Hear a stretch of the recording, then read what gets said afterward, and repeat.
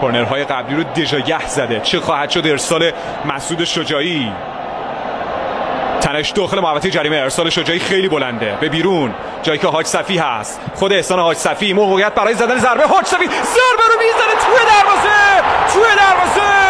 گل برای تراکتور. احسان حاج صفی نتیجه بازی رو 1-0 میکنه در ثانیه‌های پایانی